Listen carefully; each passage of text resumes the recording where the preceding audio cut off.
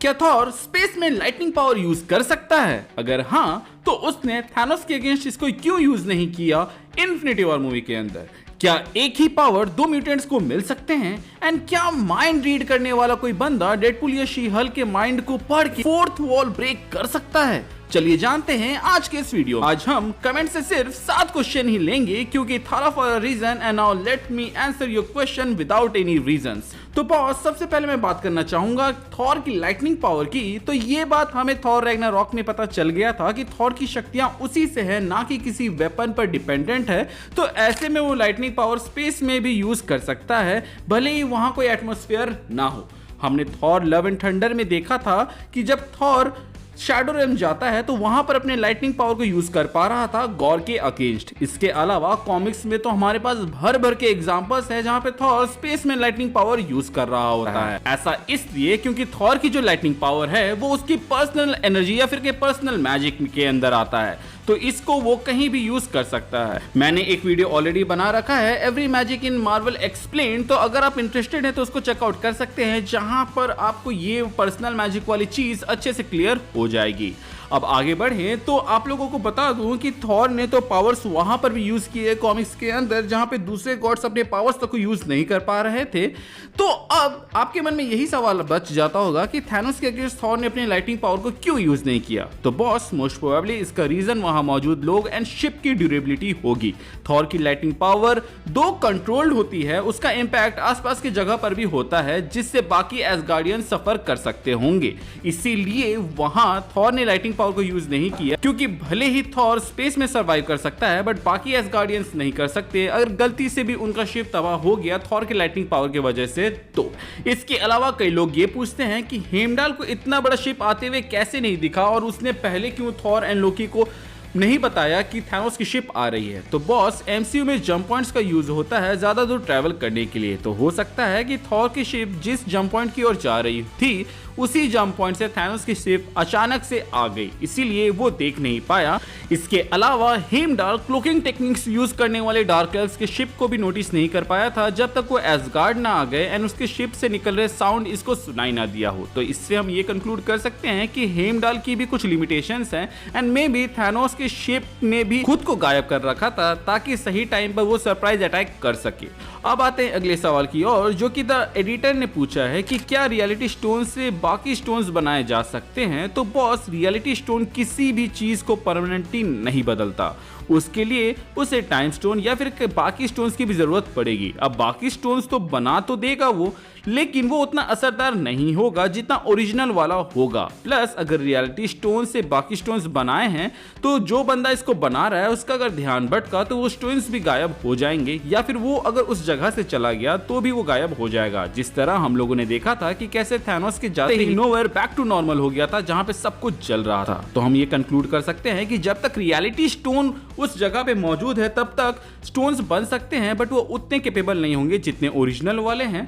लेकिन वहां से अगर उस स्टोन को बनाने वाला चला गया तो फिर सब कुछ खत्म हो जाएगा। अब आते हैं अगले सवाल की ओर, जो कि ये है कि क्या एक ही पावर दो म्यूटेंट्स को मिल सकते हैं? प्लस मॉर्फ एंड मिस्टीक के पावर में क्या अंतर है? सो बॉस, सिमिलर पावर्स हो सकते हैं म्यूटेंट्स की, ये बात हमें बहुत पहले ही पता चल गया था जब हमें Jean Grey and professor x को दिखाया गया था, क्योंकि इन दोनों के पास टेलीपैथी की पावर थी। इसके अलावा अगर मैं आपको दूसरा एग्जांपल दूं तो पोलैरिस भी मैग्नेटो के जैसे अपने पावर को यूज कर सकती है, बट मैग्नेटो जितना वो पावरफुल नहीं है। तो यहां पर हम ये कंक्लूड कर सकते हैं कि दो म्यूटेंट्स के पास सेम पावर हो सकता है, बस उन लोगों का यूज करने का जो डिग्री है वो वेरी करेगा। कोई इसको बहुत ही बेहतरीन तरीके से कर सकता होगा एंड कोई उसको ठीक से नहीं कर पा रहा होगा। अब आते हैं नेक्स्ट क्वेश्चन की ओर कि मॉर्फ एंड मिस्टिक के पावर्स में अंतर क्या है? तो बॉस, दोनों के पावर्स देखने में तो सेम लगते हैं, जो कि है रूप बदलना, लेकिन यहाँ पे सबसे बड़ा अंतर ये है कि मॉर्फ फिजिकल पावर्स को कॉपी कर सकता है कुछ हद तक, जैसे कि वो हल्क बनकर सेंटिनल्स को गिरा रहा था, प्लस मिस्टर फैंटास्टिक बनकर स्ट्रेचिंग वाले पावर को भी कॉपी कर पा रहा था। लेकिन जब वो यहाँ पर मैजिक बना या फिर साइक्लोप बना तो वो उनके मैजिकल पावर्स को यूज नहीं कर पा रहा था। तो हम ये कह सकते हैं कि मॉर्फ एनर्जी वाले पावर्स को कॉपी नहीं कर सकता है, बस फिजिकल स्ट्रेंथ को कॉपी कर सकता है। वहीं अगर हम बात करें मिस्टीक की, तो मिस्टीक सिर्फ लुक को कॉपी कर सकती है, बाकी वो उनके पावर्स को कॉपी नहीं कर सकती। चाहे वो फिजिकल हो या फिर एनर्जी वाले। आई होप आपको डिफरेंस समझ में आ गया होगा। अब आते हैं अगले सवाल की ओर, जिसको अमूल भाई ने पूछा है कि क्या हो अगर माइंड रीड करने वाला बंदा डेडपुल या शी हल्क का माइंड पढ़े, क्या वो भी फोर्थ वॉल ब्रेक कर पाएगा? तो बॉस, ये गलती एक बार प्रोफेसर एक्स ने कॉमिक्स के अंदर किया था, जहां पे चार्ल्स जेवियर को ये पता चला कि वो एक कॉमिक कैरेक्टर है, जिसके बाद से वो टपक गए थे। तो जब मार्वल यूनिवर्स का one of the most powerful telepath नहीं बचा, ये जानने के बाद कि डेडपुल के दिमाग में क्या चल रहा है एंड फोर्थ वॉल बोल के कोई चीज़ भी एग्जिस्ट करती है, तो मुझे नहीं लगता कि कोई भी बाकी टेलीपैथ जिंदा बचेगा ये सच जानने के बाद से कि फोर्थ वॉल जैसी कोई चीज़ एग्जिस्ट करती है एंड वो लोग सब एक कॉमिक कैरेक्टर है। अब आते हैं श्रेया जी के सवाल के ऊपर, जहां पर वो ये पूछते हैं कि स्ट्रेंज ने थैनोस को एस्ट्रल फॉर्म में क्यों नहीं भेजा, जिस पर मैं आपको बता दूं दीदी कि एक्चुअली में ऐसा एक सीन होने वाला था जिसको मूवी से हटा दिया गया, जिसमें हमें ये दिखाया जाता कि डॉक्टर स्ट्रेंज थैनोस को बिल्कुल वैसे ही मल्टीवर्स की सैर कराते जैसे एंशिएंट वन ने डॉक्टर स्ट्रेंज को कराया था जब वो दोनों पहली बार मिले थे। बट थैनोस उससे रिकवर करके सोल स्टोन का इस्तेमाल करके बाकियों के एस्ट्रल फॉर्म को बाहर निकाल देता, जिसके बाद मैंटिस सबके एस्ट्रल फॉर्म को उसके बॉडी में डालती और डॉक्टर स्ट्रेंज थैनोस से लड़के उसको रोक रहा होता। सुनने में ये जितना मजेदार लग रहा है देखने में भी उतना ही लगता, बट ये फाइट के मोमेंटम एंड फ्लो को बिगाड़ रहा था, इसीलिए इसको हटा दिया गया। अब आते अगले सवाल की ओर, जो कि टोनी स्टीवर्ट ने पूछा है कि व्हाइट विजन जब हेक्स में एंटर करता है तब उसका मिशन होता है विजन को मारना, बट जब मेन विजन अपने मेमोरीज को व्हाइट विजन को दे देता है तब वो रियल विजन बन गया। तो क्या व्हाइट विजन अब खुद को ही खत्म कर लेगा? ये सवाल जितना अटपटा है उससे भी अटपटा आपको यहाँ पे जवाब मिलने वाला है, क्योंकि इसके ऊपर जो एक डीप फिलोसफी वाली बात होगी वो हम लोगों ने पहले ही कर रखा है, प्लस इसको उस सीरीज में भी हिंट किया गया था, लेकिन उसका कोई निष्कर्ष नहीं निकला। तो यहाँ पर मेरे हिसाब से व्हाइट विजन खुद को डिस्ट्रॉय नहीं करेंगे, क्योंकि उसका काम था हेक्स वाले विजन को मारना, जो कि हेक्स के खत्म होते ही खत्म हो चुका था।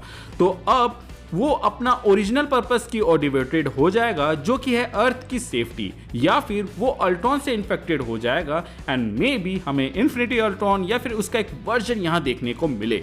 इसके अलावा ऐसा भी हो सकता है कि व्हाइट विजन हमें थंडरबोल्ट्स में दिखे, जहां थंडरबोल्ट की टीम का मेन मिशन ही व्हाइट विजन को डाउन करना या अपने टीम में ज्वाइन करवाना हो। ऐसा मैं इसलिए कह रहा हूं क्योंकि हो सकता है कि व्हाइट विजन अब इंडिविजुअली काम कर रहा हो, ना कि किसी गवर्नमेंट को सर्व कर रहा हो, जिसके वजह से वो एक थ्रेट के जैसा देखा जा रहा होगा। प्लस अगर व्हाइट विजन वैल की थंडरबोल्ट टीम ज्वाइन कर लेती है तो डार्क एवेंजर्स की जो टीम आगे जाकर बनने वाली है उसमें एक बहुत बड़ा पावर हिटर भी होगा, जो कि फिलहाल थंडरबोल्ट्स में मिसिंग है।